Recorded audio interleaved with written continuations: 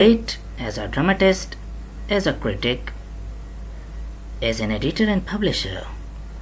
It's the story of one man, believe me. Just S Eliot as a poet, as a dramatist, and he was a critic as well. He was an editor and publisher as well. So one lifetime, but the work of 5 or 6 persons. Here I remember the story of Mr. Emerson. Some journalists asked him, "What's your age, Mr. Emerson?" Emerson replied that my age is 360 years. The journalist said, "But you look of 60. Emerson replied, "Yes, my physical age is 60, but I have done so much work that 6% would have needed to do that. So I have worked for 6 men. So I am 360 years mentally." It seems quite true for T.S. Eliot as well, because he was a poet, a dramatist, a critic, an editor and a publisher. So it's the first part, introduction to T.S. Eliot, and the second part would be the poem The Hollow Men and its textual study. He was born on 26 September 1888 and he died on 4th January 1965. 1965.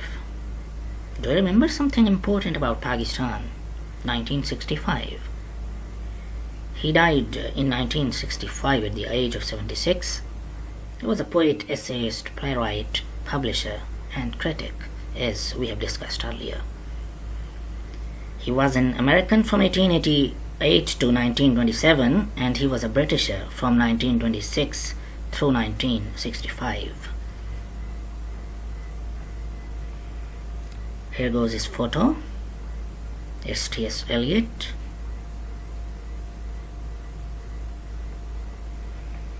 T.S. Eliot, the 1948 winner of the Nobel Prize in Literature. So he was poet laureate as well, is one of the giants of modern literature.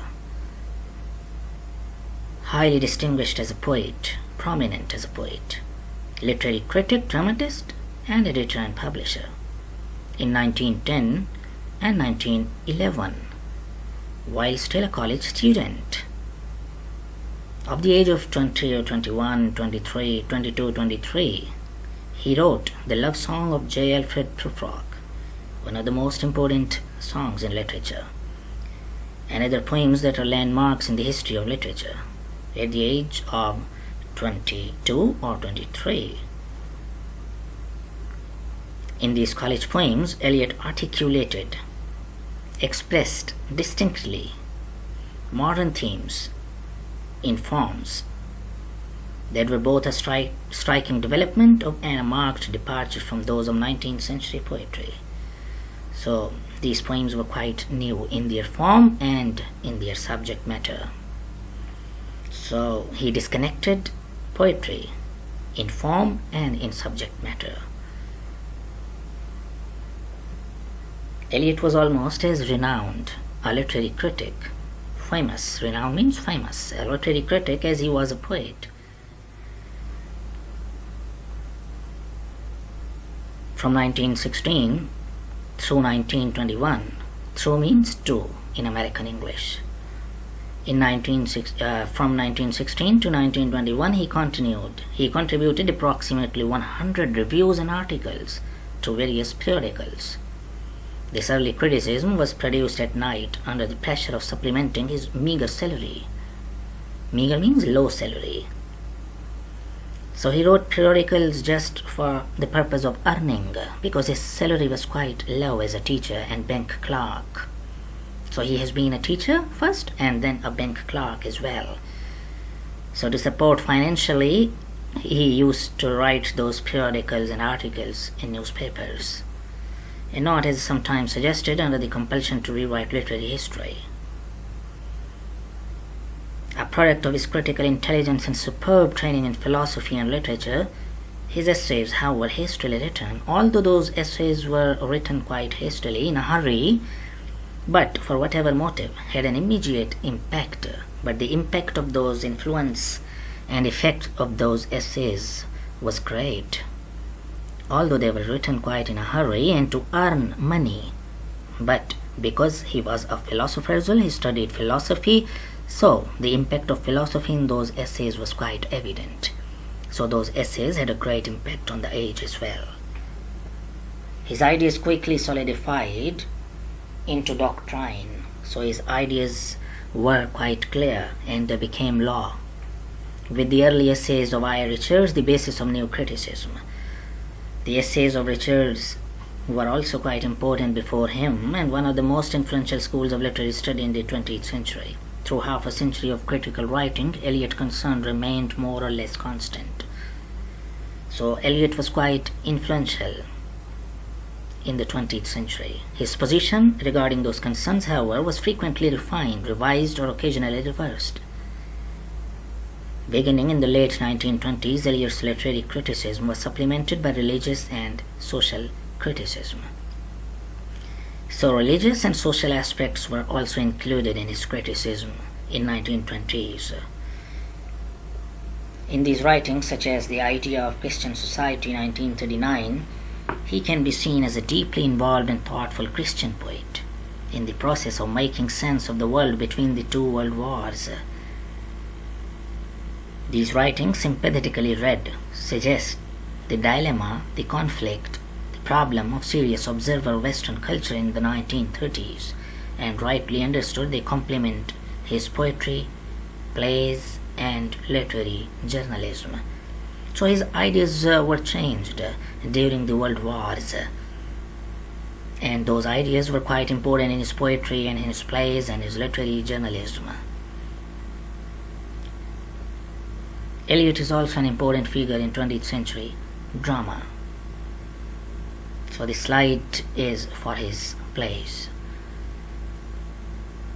We have discussed him as a poet, as he started his career when he was a college student, and he wrote the song Alfred Prufrock, and then we have discussed his essays and his journalism as well.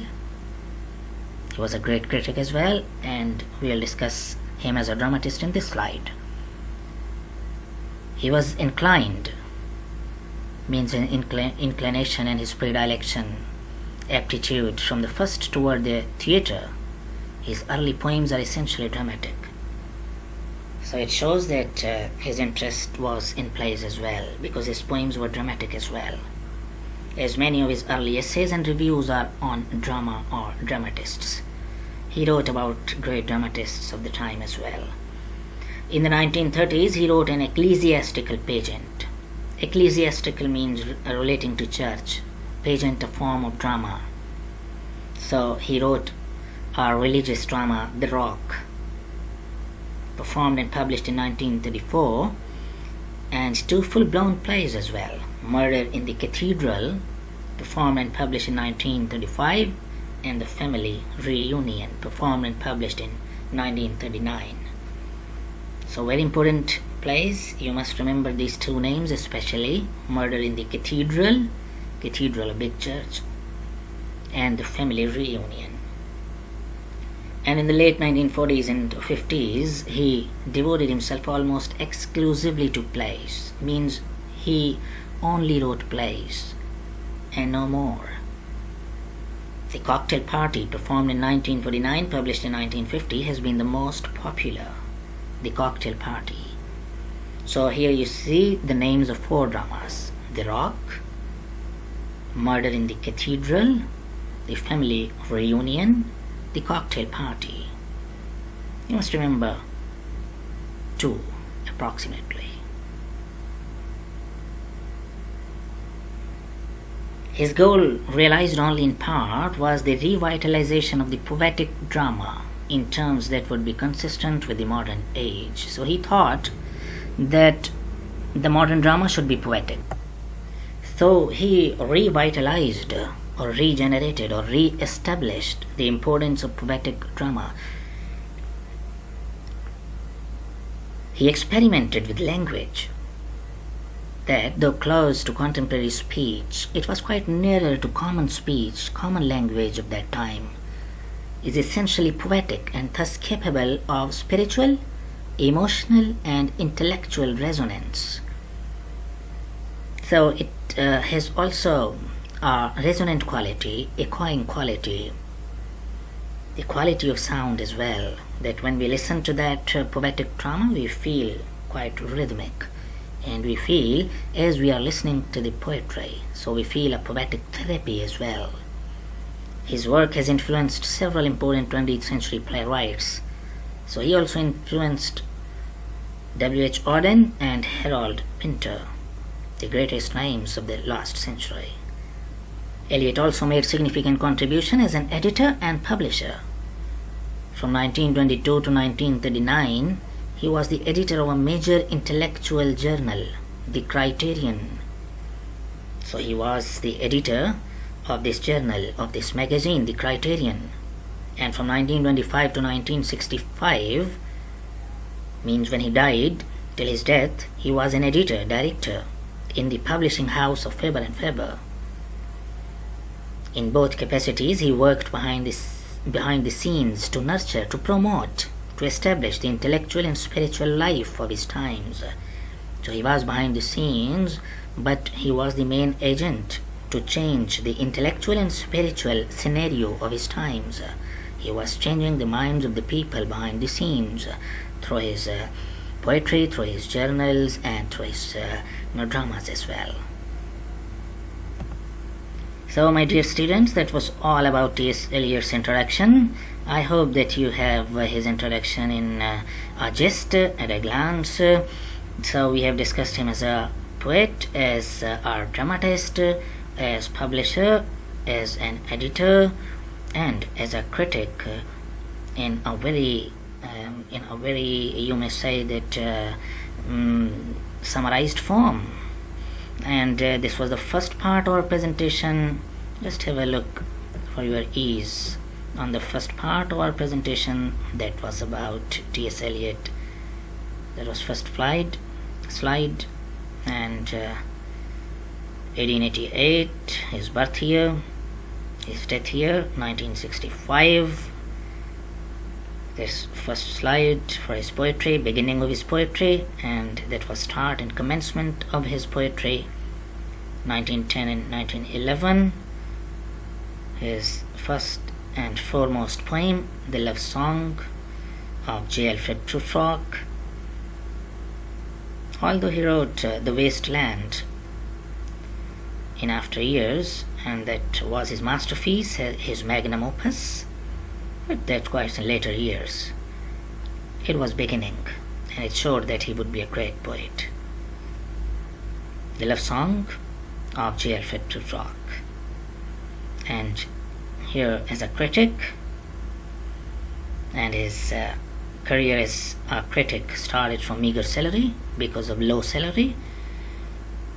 If the salary would have been quite high, we would miss a great critic in English literature. So here we come across a new name, that's I.O. Richards, because his criticism was also foundation of new criticism. Here his religious and social criticism has begun. Christian poet, as a dramatist, The Rock, Murder in the Cathedral, The Family Reunion, and The Cocktail Party. He influenced W.H. Auden and Harold Pinter. And here we have some introduction of his journal. He was editor of the Criterion. Criterion is singular form of criteria, but this is the name of a journal he was chief editor of.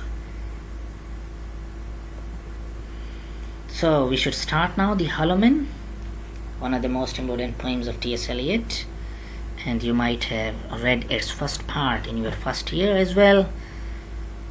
So this is the first stanza of the first part, the Hollow Men. We are the hollow men, soulless men, soulless men. We are the stuffed men. Stuffed. Filled with straw, filled with wastage.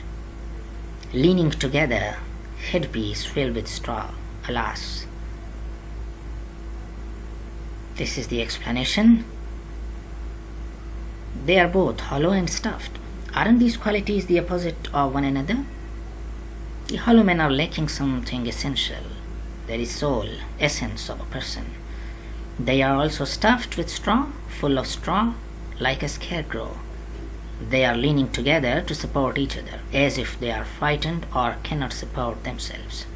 This is a cheesy thing to say, and Eliot knows it. We shouldn't expect people whose heads are filled with straw to express themselves profoundly, because their heads, their minds, their thoughts are quite full of waste thinking, futile thinking, absurd thinking, foolish thoughts in their minds, so they can't be productive. So there are things, but they are like straw. They are like stuff, useless stuff. So they are hollow, in fact. They look like stuffed, but they are hollow. They have nothing to share with other people. They can't give anything extra to other persons. This is the second stanza, first part. Our dried voices, when we whisper together, are quiet and meaningless as wind in dry grass, or rat's feet over broken glass in our dry cellar.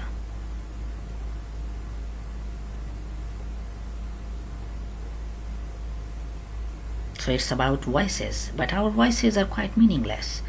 We speak to each other, we share something, but that voice is quite dry. There is nothing productive. Our voices are there, but they are quiet. If we wouldn't have spoken, that won't make any difference. If we are silent or we are speaking, they're the same thing, because their speaking does not make any difference in the world. So those voices are quite quiet, silent, and they are meaningless. We are speaking, but without any meaning, without any soul in them. It is just like a wind that is on the dry grass, because the grass has already been dried up. So the wind has nothing to do with that. The wind won't make that grass green again. That wind is useless. So our voices are useless. If a rat has come to our cellar, to our dry cellar, to our kitchen's reservoirs, but he finds there nothing. There are broken glasses. Our containers are quite empty, and now they have broken as well. So the feet of the rat are quite injured now, because the rat has come to find something to eat, but here's nothing. So the people come to us to gain something from us, but we don't have anything to share with them productive. We just speak to them, but those voices are quite meaningless. So we have nothing to share good for others. So those rats, those people who have come to us to find something good, would find nothing from us. The hollow men talk without saying anything, meaningless. They speak in a soft whisper, as if they are afraid that someone will hear them. In an especially haunting image, their voices are compared to the wind running through the dry grass, which sounds like a quiet rattling. Or as a second example, the voices sound like the feet of rats pitter-pattering over pieces of broken glass in our dry cellar, in our dry reservoirs of the kitchen. At least we have learned about what the hollow men were like on earth. They had a cellar like many average people. The first stanza uses dry or dried 3 times. Eliot wants you to know the hollow men are dry and do not have blood in the veins. They don't even have veins at all. Third stanza. Shape without form, shade without color, paralyzed force, gesture without motion. So the hollow men are shapes, apparent shapes, but they don't have form inside. Inside they are broken. Inside they have no form at all. They are shade. They are like shades, and shades don't have any colors in them. They have force. Apparently, we all have energy. We all have force, power, but those powers are quite paralyzed by our social customs, by our society. So we are paralyzed. We can't do anything. We have force to do anything, but we don't do anything because we are paralyzed. We can't do anything because social taboos are there to stop us from our greater purposes. Society hinders our way, stops our ways. If we want to do anything, society would not allow us to do. So the hollow men also have force, but that is paralyzed force, gesture without motion. We have gestures apparently we are moving, but those movements are not changing the world at all. The world is at the same stage. So we all are dancing at the same place. We are not moving somewhere. So there is no destination at all. We are purposeless people, aimless people. Although we are exhausting ourselves, but we are not going somewhere. We are tiring ourselves in the same place. So we have all gestures. We are the hollow men. We have gestures, but no motion at all, because we are not influencing and changing the world at all. The speaker removes himself from the narration to give 4 examples of other things that have missing essentials.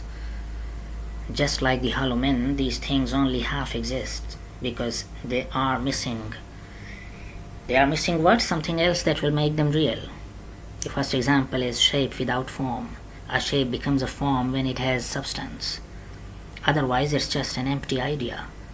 Like the difference between the ball you imagine in your head, a shape of that ball in your mind, and a ball of dough or plastic ball, a form that is material form. A shape in your mind that is immaterial, abstract, but its forms come into existence when it's of plastic or some other metal or some dough ball at all.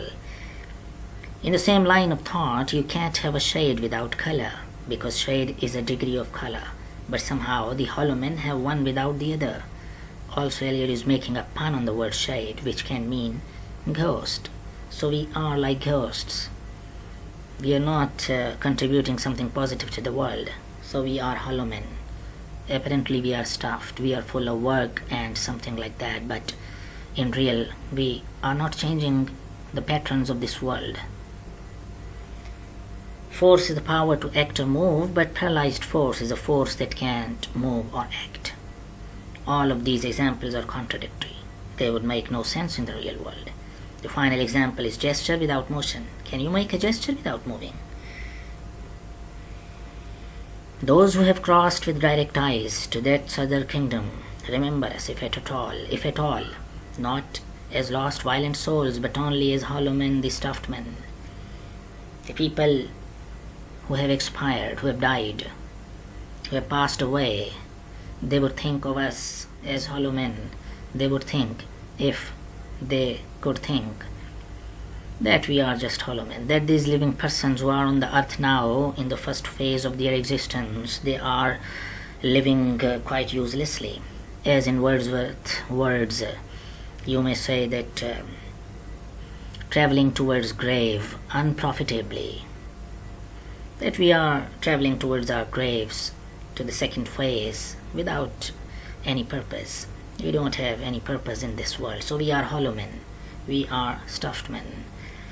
We are doing useless things. We are not living our lives quite purposefully or aimfully. So the dead persons would think of us as hollow men, stuffed men. They are also wasting their lives like us.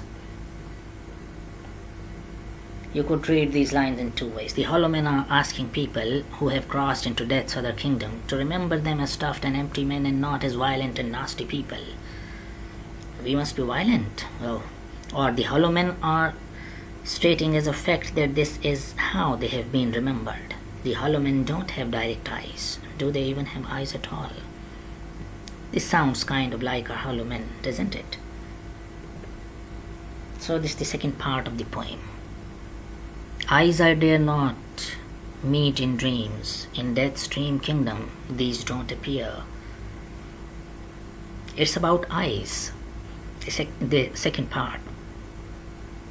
So, I dare not meet in dreams, in death's dream kingdom these don't appear. There the eyes are sunlight on a broken column there. Is a tree swinging and voices are in the wind singing, more distant and more solemn than a fading star. Here's the explanation. we are starting to get it, to understand the poem as a whole. The hollow men do not want to look anyone in the eyes. They can't face us. They are timid and frightened because the hollow men are quite timid, cowardly. They are not brave at all. They worry that the eyes of souls from heaven will enter into their dreams and try to make eye contact. So the hollow men are quite frightened. They cannot face the people of heaven because they would think that they would come from heaven to talk to us. So they are frightened. The speaker talks about a place out there where the eyes shine like sunlight on a broken column, and distant voices are carried by the wind, which also makes a tree sway. Sway means move, move. The poem's imagery is vague, is unclear, and inconclusive, without any conclusion yet. So don't worry if you can't piece together every last thing, because the poem is continued and you would understand it quite at the end. So don't worry, because the images are quite unclear up till now. What he says in the second part, that these hollow men are quite scary, are quite timid, cowardly, because they can't face the people from heaven, heavenly people. So the sunshine or the rays of their eyes are just looking at the broken columns of this world, because the hollow men are not looking to the eyes of the heavenly people, because they are frightened. They are frightened to face to them. They can't face to the heavenly people. Here goes the third part of the poem. This is the dead land. So it is the third imagery in the poem, the next scene in the poem. This is the dead land. This is Cactus Land.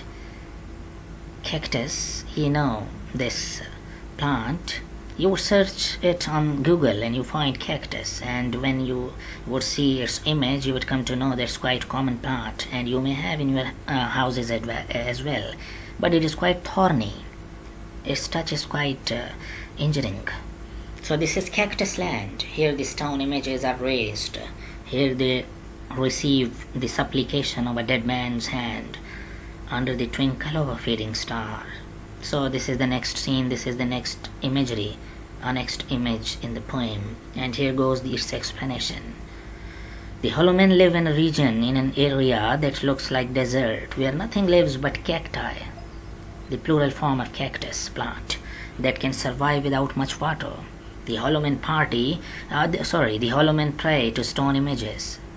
Hollow men are praying to the idols, stone idols, which are like false gods or idols. The dead man is one of the hollow men, to whom S Eliot is addressing to. They are dead in the sense that they do not have life, but they also cannot cross over into the kingdom of death. It's like being trapped at a rest stop on the highway between two destinations.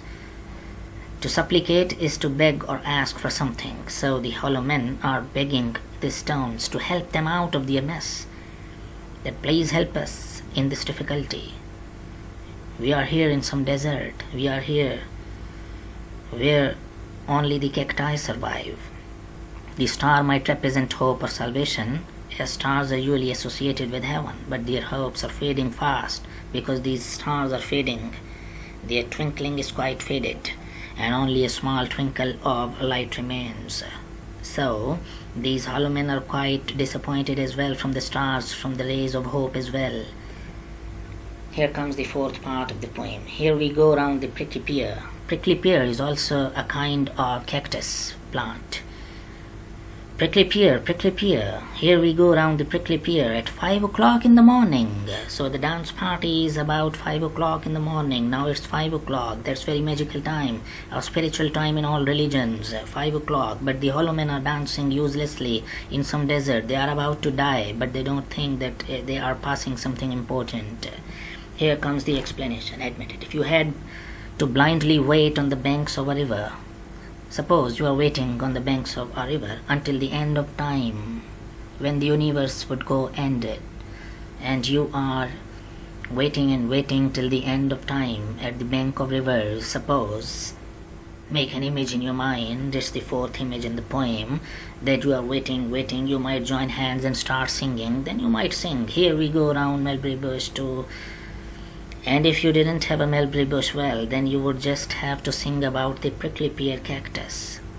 Mulberry bush means that there is no hustle and bustle in your life, there is no merriment in your life, pleasures in your life, no pleasure making in your life, and your life is quite dry and boring.